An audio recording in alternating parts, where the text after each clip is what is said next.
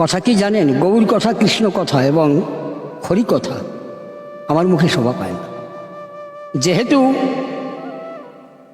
নিজে আচার্য ধর্ম জীবেরই শেখাতে হবে, এই আমি যা যা বলছি এটা শুনে আপনাদের কিছু হবে, হলেও হতে পারে, কিন্তু আমি যা করতে পারি না তা আপনাদের শুনালে আপনাদের কি হবে? তারপরেও চেষ্টা করে দেখবেন, হয়নি? শ্রী চৈতন্যদেব জগতে এলেন কেন? কৃষ্ণ অবতারে গর্গমুনির সঙ্গে প্রতিজ্ঞা ছিল যে এ যুগে আমি অস্ত্র শস্ত্র দিয়া পাষণ্ড দমন করলাম, পরবর্তী যুগে করিতে আমি হরিনাম দিয়ে জীব উদ্ধার করব। তাই সে প্রতিজ্ঞার কারণে উনি এলেন, প্রতিজ্ঞার কারণে উনি এলেন। কিভাবে এলেন? শান্তিপুরে অদ্বৈত অর্থাৎ শিবশক্তি তানার হুঙ্কারে, তানার সাধনায় যমুনার জন বয়ে যেত। সুরধনির প্রতিদিন সুরধনির করে গিয়ে করদের জলমগ্ন করে উনি একটি করে তুলসীর পাতা, একটি করে বেলপাতা ভাসিয়ে দিতেন। কৃষ্ণ নাম লিখে চোখের জল ভাসিয়ে দিতেন। বলতো, হে প্রভু তুমি এসো, তুমি এসো, সময় বয়ে গেল, তুমি এসো। কোনো একদিন উনি তুলসীর পাতা ভাসিয়ে দিয়েছে, কিন্তু পাতাটা উজনে যাচ্ছে, গনে যায় না। জল যেদিকে যাচ্ছে সেদিকে যায় না, তার উজনে। কি হলো? তুলসীর পাতা উজনে চলছে। শশী মাতা স্নান করতে এসেছে, অদ্বৈত পিছনে পিছনে হাঁটছে। হেঁটে গিয়ে দেখে তুলসীর পাতাটা শশী মাতাকে প্রদক্ষিণ করে নাভি মুড়ে ঠিক বললো, হ্যাঁ আমি দেখেছি প্রভু, তুমি এসেছি, হ্যাঁ ওইখানেই তুমি আসবে। গৌরাঙ্গ মহাপ্রভুকে নিয়ে অনেকে নানা রকমের কথা বলে। তা সিলেটে শ্রীহট্ট তানার জন্ম হয়েছে, নানা ওটা ভুল কথা। বাড়ি তানার ছিল এখানে, জগন্নাথ মিশ্রের বাড়ি এখানে ছিল। তখন তো হিন্দুস্তান পাকিস্তান হয় না, একই দেশ, এখানে বাড়ি ছিল। কিন্তু নিমাই যখন 5 মাসের গর্ভ শশীমা, তখন উনি এখান থেকে চলে যান। ওখান থেকে গিয়ে মায়াপুর, ওখানেই ওনার জন্ম। ঠিক, ওনার এখানে বাড়ি ছিল, এটা ঠিক, কিন্তু জন্মেছে মায়াপুর। তা যখন উনি জন্মগ্রহণ করে তখন উনি চৈতন্যদেব না, তখন উনি নিমাই। ওই নিমতলায় জন্মগ্রহণ করেছে, ওটাও না, ওটা ভুল। ঘরে বসেই জন্মগ্রহণ করেছে, নিমতলায় করে না। ওটা হলো আমাকে আধ গড়া কথা, ওটা গ্রন্থে নাই। চৈতন্য চরিতামৃত বা চৈতন্য স্তরিত, চৈতন্য ভাগবত, চৈতন্য মঙ্গল, এর কোনোটাই। এগুলো পড়তে হবে। কৃষ্ণদাস কবিরাজ গোস্বামী চৈতন্য চরিতামৃত, জয়ানন্দ গোস্বামী চৈতন্য স্তরিত, রূপ গোস্বামী চৈতন্য মঙ্গল, বৃন্দাবন দাস বাবাজির চৈতন্য ভাগবত, শিশির ঘোষের অমিয় নিমাই চরিত, হ্যাঁ, বৃন্দাবন দাসের গোড়া গোপন তত্ত্ব, এগুলো পড়তে হবে। 6খানা গৌর শাস্ত্র, এগুলো না করলে হবে না। তা মহাপ্রভু 12 বছর যখন বয়স, তখন উনি টলে পড়ে। তা 20 বছরে উনি টোল শেষ করে, 8 বছরে উনি টোল শেষ করে। যা 20 বছর, 22, 23 বছর, 30 বছর লাগে শেষ করতে, 8 বছরে উনি শেষ করে। পণ্ডিত বলে উনি আখ্যায়িত, নিমাই পণ্ডিত। লক্ষ্মী মাতাকে বিবাহ করে, তিনি সর্পাঘাতে মারা। তারপরে বিষ্ণুপ্রিয়াকে ঘরে মায়ায় আবদ্ধ হলেন উনি, কিন্তু সন্ন্যাসের কথাটা ওনার মনে নেই। গর্গমুনির সঙ্গে ওনার প্রতিজ্ঞা ছিল, কথাটা মনে নেই।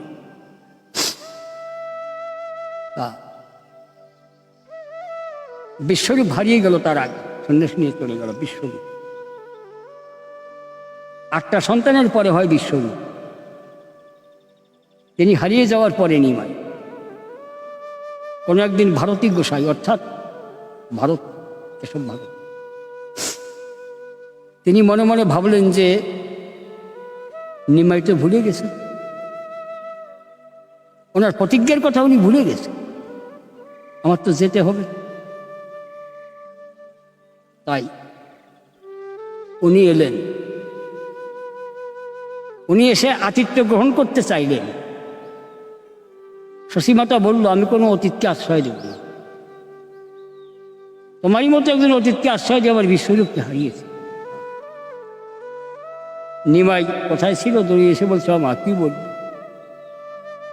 আমা অতিথি নারায়ণ কোন সময় কোন বেশে আসে, ধর্মকর্ম বিফলে যাবে, মা অতিথিকে আশ্রয় দাও। তুমি তো আমার জ্ঞানী মাতা, তুমি তো সবই বলো, এ কেমন কথা হলো মা, আমার মতো শত সহস্র নিমাইকেও হারালেও আশ্রয় দিতে হবে। অত দাদা বিশ্বরূপ হারিয়ে গেছে, আমিও যদি হারিয়ে যাই তবু অতিথি বিমুখ হবে। বলছে তাহলে আমি আশ্রয় দিতে পারি, আমার গৃহে বসে ওই অতিথির সঙ্গে তুই কোনো কথা বলতে পারবি না। না, আমি গৃহে বসে আমি বলবো, গৃহে বসে আমি বলবো। আশ্রয় দিল, অতিথি স্নান করতে গেলেন, নিমাইও গেলেন, গৃহে বসে তো বলবে। যাওয়ার সঙ্গে নিমাইয়ের মাথা হেদ দিয়ে বলছে, নিমাই তুমি কি পূর্বের কথা ভুলে গেছো? পাশ করে ওনার জ্ঞান ফিরিয়েছে। হ্যাঁ, পরিবেশে আমি প্রতিজ্ঞা করছিলাম গর্গমণির সঙ্গে যে আমি এই যুগে নাম দিয়ে জীব উদ্ধার করব, তাহলে আমাকে সন্ন্যাস মন্ত্রে দীক্ষা দিবে, এখনই দিন। বলছে না, এখন কাটোয়ায় দিন, এখানে বসে হবে। তাই উনি কাটোয়ায় গিয়ে সন্ন্যাস মন্ত্রের দীক্ষা নিয়ে উন্মাদ হয়ে, সংক্ষিপ্তভাবে বহু কথা আলোচনা করল, উন্মাদ হয়ে সন্ন্যাস নিল। কিন্তু যদি কেউ কয় যে বিষ্ণুপ্রিয়া কান দিছে, শশীমাতা কান দিছে, মা বাবারে মা আরে কান্দায় সন্ন্যাস নিয়েছে, ভুল। বিষ্ণুপ্রিয়া এতটুকু কান, এতটুকু। যেদিন উনি সন্ন্যাস নেবে সেই দিন বলেছে, বিষ্ণুপ্রিয়া আমি তো আমার সে প্রতিজ্ঞার কথা ভুলে গেছি। কি প্রতিজ্ঞা তুমি? যে আমি তো জীব উদ্ধার করব, নাম দিই। তাই তাহলে করো। তাহলে আমি আগামী দিন প্রভাতে সন্ন্যাস নিতে চাও? হ্যাঁ, যাও। একই কান্না হলো, তোমার কোনো কর্মে তো আমি বাধা দেবো না, যাও। তুমি কাঁদবে বাইরে, আমরা কাঁদবো ঘরে বসে জীবের জন্য। তা বলছিল যে তুমি আমাকেও সঙ্গে করে নিয়ে যেতে পারো। রামচন্দ্র বনে গিয়েছিল সীতাকে নিয়ে, তুমি কি আমাকে নিয়ে যেতে পারো না? তুমিও কাঁদবে, আমিও কাঁদবো। বলছে না, আমি যদি, এটা তো বনবাসনা, এটা হচ্ছে সন্ন্যাস, তা আমি যদি তোমাকে নিয়ে যাই তাহলে জীবের শিক্ষা হবে না। সন্ন্যাস নিতে নারী মুখ দর্শন করা যায় না। আমি যদি তোমাকে নিয়ে যাই তাহলে জীবের সন্ন্যাস নেবে কথা, আমিও তো নিয়ে যেতে পারি, মহাপ্রভু নেছে, এটা হয়। তাই তাহলে আমি বুঝতে ভুল করছি, তাহলে তুমি যাও। বলে কয়ে গেছে, কান্নাটা আসে কি? শশীমাতাকে ডাকিয়ে জাগাইছে, বলছো বা আমা আমি সন্ন্যাস নিচ্ছি। হ্যাঁ বাবা, ভালো কথা বাবা, সন্ন্যাস নাও, তবে আমি কাঁদব, আমার বৌমাও কাঁদবে, তবে সে তোমার জন্য না। আমরা কাঁদবো যে আমার নিমাই যেন দেশের মঙ্গল করতে পারে। হে জীবগণ, হে ঈশ্বর, আমার নিমাইকে দিয়ে যা প্রতিজ্ঞা করেছে তাই তুমি করাইও। এই কান্না কাঁদবো, যাতে তোমার মঙ্গল হয়, জীবের মঙ্গল করতে পারে। এই কান্নার তো কাঁদতে পারো। হ্যাঁ, একেবারে লিগাল কথা যা তাই বলতেছি আমি, এর মধ্যে কোনো ভুল টুল নেই। কাঁদলে কি সন্ন্যাস পূর্ণ হতো? মা বাবাকে কান্দায় কেউ সন্ন্যাস নিলে তার সন্ন্যাস পূর্ণ হয়? সন্ন্যাস নিয়ে চলে গেলেন শান্তিপুরে। নিতাই ভুলে, মিথ্যে কথা দিয়ে ভুলে নিয়ে এসো শান্তিপুর। বললো আমি বৃন্দাবনে যাব। নিতাই ব্রজবাসী, নিতাইকে ব্রজবাসী ভাবে আমি বৃন্দাবনে যাবো। ওটা এই তো বৃন্দাবন, এই পথে অদ্বৈতের ঘাটের ওখানে 3 দিন থাকে। যে নিতাই তুমি আমাকে ফদ বুলাইয়া আগে ভালো করো নাই, বলছে দাদা তুমি তো চলে যাবা, আর জীবনে আসতে পারো নাও আসতে পারো, আসতেও পারো নাও আসতে পারো, এখানে 2 দিন থেকে যাও, নদীবাসীকে তোমাকে একটু দেখো।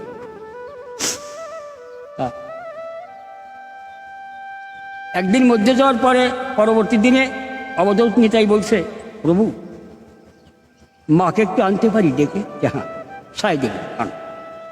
প্রিয়জিকে আনবো? উনি কিছু বললেন তাতে সাই নেই। মাকে গিয়ে বললেন, মা বলল তা প্রিয় যাবে না? প্রিয় বলল না আমি যাবো না, মা তুমি যাও, আমি যাব। সন্ন্যাস নিলে নারী মুখ দর্শন করতে নেই, তা তুমি নারী আর আমি নারী 2, তুমি তো মা, আমি যাব না। আমার মুখ দেখায় তোমার ছেলের সন্ন্যাস ভঙ্গ করবো না, আমি যাব না। আমাকে নিতে চাইলেও যাব, যদি নিতেও পাই তবু আমি যাব। সংক্ষেপে বলছি, শশীমাতায় এসে ছলো নেত্রে দাঁড়িয়ে আছে নিমার সামনে, বলছে ও মা তুমি যদি কাঁদো আমি সন্ন্যাস নেব না, তুমি বলো। আমি সন্ন্যাস নেব না, তুমি কাঁদলে পারে আমার সন্ন্যাসে যাওয়া হবে না, মা তুমি বলো আমি সন্ন্যাস নেব। বলছে না, একটা বংশের থেকে যদি একজন সন্ন্যাস নেয় তার অনন্ত কোটি স্বর্গবাসী হয়, আর যদি সন্ন্যাস ভঙ্গ করে অনন্ত কোটি লোক নরগামী হয় তার বংশ। অতএব আমি কাঁদব, প্রিয়ও কাঁদবে, আমাদের এই 2 জনের কান্নায় নদী বয়ে যাবে, সে নদীর ওপারে গিয়ে তোমার সন্ন্যাসের বাঁশি বাজাতে হবে নিমাই, কারণ তুমি তো দেশের মঙ্গল করতে যাচ্ছ। ওইখানে বলেছিল জয়ানন্দ গোস্বামী চৈতন্য চরিত খুলে দেখো, ওখানে বলেছিল তোমাকে তব ঋণ শোধিতে সাধ্য নাহি কো, আমার তব গর্ভে জন্ম হলো আরো 2 বার। ওমা তোমার ঋণ শোধিতে সাধ্য নাহি কো, আমার তব গর্ভে জন্ম লব আরো 2 বার। ক্ষেতরে আসিব আমি নরোত্তম শ্রীনিবাস হয়ে, আর উড়িয়ে নগরী, অর্থাৎ ওরা কাঁদি শেষ লীলা করবো আমি ঐশ্বন্য করে, শেষ লীলা করবো আমি ঐশ্বন্য করে। ওরা কাঁদি বলে দেখা নেই, শেষ লীলা করবো আমি ঐশ্বন্য করে। সেই ঐশ্বন্য কোনটা কোথায়? উড়িয়ে নগরী, সফল নগরী ওরা কাঁদি, লীলাধাম, জন্মভূমি সফলডাঙ্গা, কিন্তু লীলাধাম ওরা।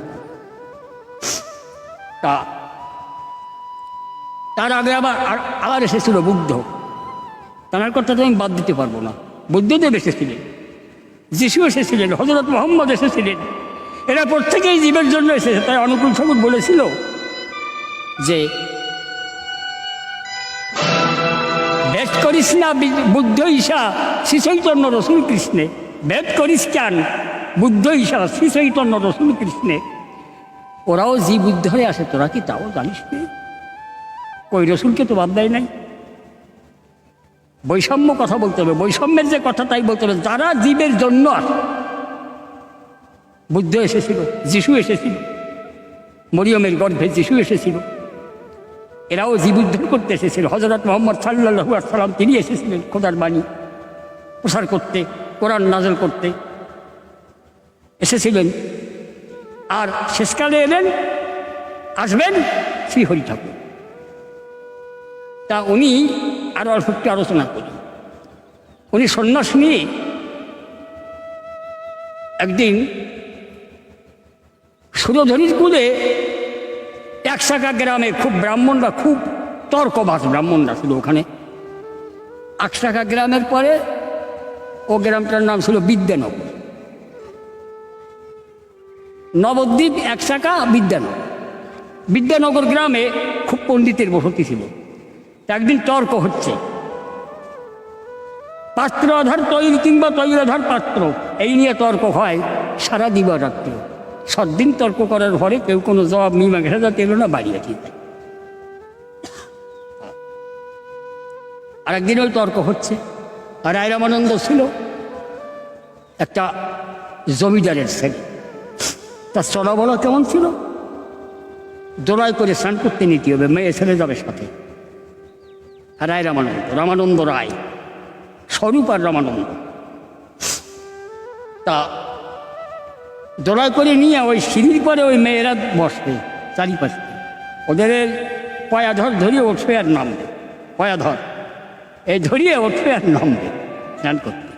এই হলো তার সূর্যের মুখ দর্শন করবে না।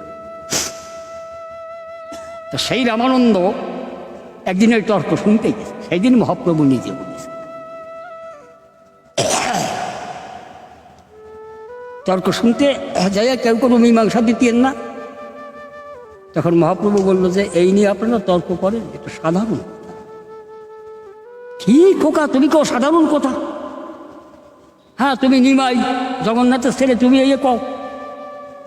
হ্যাঁ, এর মীমাংসা, তাহলে তুমি এর মীমাংসা দিতে বলো যে হ্যাঁ কিঞ্চিত পারি যদি আপনাকে কৃপা হয়। সেদিন উনি মীমাংসা দেন। তৈলাধার পাত্রাধার তৈরি কিংবা তৈলাধার পাত্র, এর মীমাংসা উনি যেদিন দিল সুন্দর মীমাংসা দিলেন। তৈল ভিন্ন বাতি জ্বলে না, বলছে না জলে, বাতি জ্বলে। এই বাতি নয় যে বাতি নিয়ে আপনারা তর্ক করছেন, এটা নয়, জ্ঞান বাতি। ও জায়গায় ওরা যাবে কোন? ওখানে কি তৈল লাগে? তা মীমাংসা দিয়ে আরো বহু কথা বললেন। প্রেমের বন্যা বয়ে গেল, সবাই পড়ে গেল, রায় রামানন্দ শান্তি পড়ে গেল। বলো এ কেনা রায় রামানন্দের পূর্ব স্মৃতি ফিরিয়ে আসে। উনি আগে কী ছিল তা ওনার মনে ছিল। সেখান থেকে রায় রামানন্দ ওনার পদমত। তা 3 বছর পরে রায় রামানন্দ বলল যে প্রভু তুমি সন্ন্যাস নিচ্ছ, তুমি যে নাম দিচ্ছ, নাম কেউ নিচ্ছে না।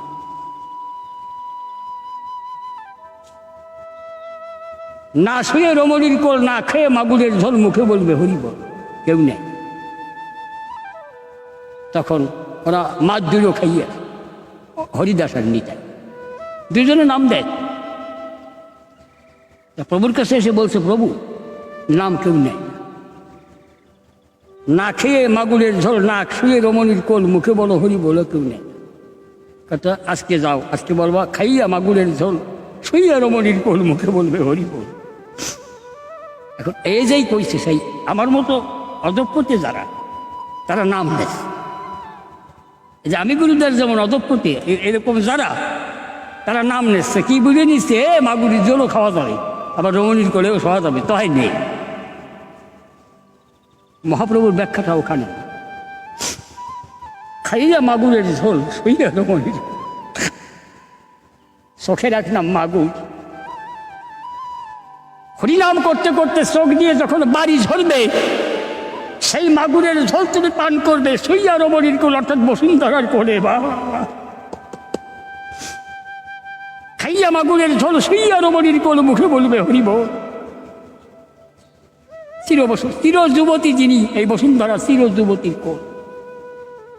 তাই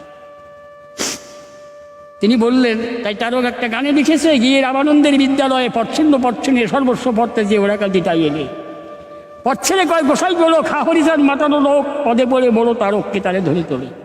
পদ আর পথ দুই, পদ নিয়ে না, পথ নেও।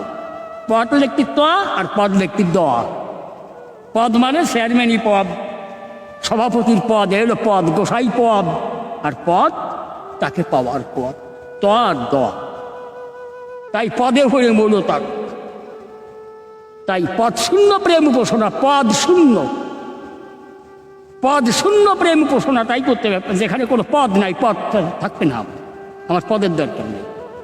তাই উনি ওরাখান দিয়ে এলেন, সংক্ষিপ্ত আকারে বিদায় করলেন। উনি গুরুচাঁদ ঠাকুর কি করলেন? শিক্ষার আলো দিয়ে গেলেন। শিক্ষার আলো দেশে এইটা না, আলো আরও আগে হয়েছে, উনি উৎসাহী দিলেন। ওই যে গুরুচাঁদ ঠাকুর শিক্ষার আলো দিয়ে গেছে না, ওটা না। শিক্ষার আলো কি তার বাবার গড়তে দিতেছে নাকি? উৎসাহী দেশে যে তোমরা স্কুলে যাও, আমাকে এগোয়ে গেছে পথ, এইটি হবে কথা। আলো তার আগের কেউ ছিল, শিক্ষার আলো, তবে এই নমর গড়ে ছিল না। তাই আমরা ছিলাম চন্ডাল ছিলাম এক সময়, পদদলিত হতাম আমরা। তাই গুরুচাঁদ ঠাকুর আমাদেরকে উৎসাহী দিয়ে মীর সাহেবকে ধরিয়ে, মীর সাহেবকে অলৌকিক লীলা দেখাইয়ে পথে এনে মীর সাহেবের স্ত্রী গুলিস্তান ঠাকুরকে ধর্মের বাবা বলে। অস্ট্রেলিয়ায় কি হচ্ছে তাই ওরা কান্দি বসে দেখায়। তখন পড়ে গেল মীর সাহেব, উনি ওনার খ্রিস্ট ধর্মের দীক্ষা দিতে মানুষ নেবে, সেই জন্য আইছিল ক্যানভাস। তা বলে গুলিস্তান ঠাকুর যে ধরো ওই গীতকান্দির মোহন বিশ্বাস বলেছিল যে ওই বাড়ি আগে আসে, তা কয় যে গুলিস্তান ঠাকুরই ধরো যাই, ধরেন যাই। ওনার মেলানো শুধু ওনার কথা শুনে, ওনার যদি পথে আনতে পারেন মেলানো পাবেন। তা ধরিয়ে তো এসে ধরা হয়ে গেল, নিজে ধরতে এসে ধরা হয়ে তাকে ধরিয়ে স্কুল কলেজ অনেকটা করিয়ে উনি রাখলো এই নমসুদ্দিনের জন্য। এইটা শিক্ষার আলো দেওয়া না, কিছু দেওয়া তো মানে সে সৃষ্টি করে না, শিক্ষার আলো গুলিস্তান সৃষ্টি করে। গুলিস্তান আমাদের ওই পথে অগ্রসর করে দিয়েছে, ওরা ওই পথে আগ্রহ কথা হবে সেইটা আমাকে উৎসাহী দিয়েছে যে ওই করতে হবে তবে। তাই স্কুল কলেজ অন্তত 100টা স্কুল করেছে উনি। মালিখালি হাই স্কুল ওনার করা, রাংদিয়ে কলেজ ওনার করা। ওখানে আগে কলেজ ছিল না, ওখানে হাই স্কুল ছিল। এরকম দত্তডাঙ্গা ভবানীবাবুর বাড়ি মিটিং করে ওখানে 13টা স্কুল করে যায়। খাওয়া না খাও ছেলে মেয়ে স্কুলই দাও। এজন্যই জাতির জন্য গুলিস্তান ঠাকুর যা করে গেছে। আর আম্বেদকর, মুসির ছেলে, জীবন জোয়ারদার, কালীবাবুর ছেলে, এরা নরেন দত্ত চিকাগো শহরে গিয়ে বক্তৃতা দিয়ে কয় মিনিট সবাই এখানে 3 ঘন্টা কয়, ও মাই সিস্টার মাই ব্রাদার, এখানে এই কথাটা কথাই কেরাপ করি। সিস্টার নিবেদিতা ওনাকে ভালোবেসে, এগুলো জানা কথা। ঠাকুর আমাকে অন্ধ করে পাঠাইছে, আর কিঞ্চিত শক্তি প্রদান করছে, কিঞ্চিত, তার দ্বারা একটু কই। আমার মিলে কথা আমি বেশি বলব, কারো কথা আমি বাদ দেব না, সবাইকে প্রণাম করি। আমি এই পর্যন্ত ইতি করলাম। আর কলকি আসবে পরে, কলকি অবতার হবে।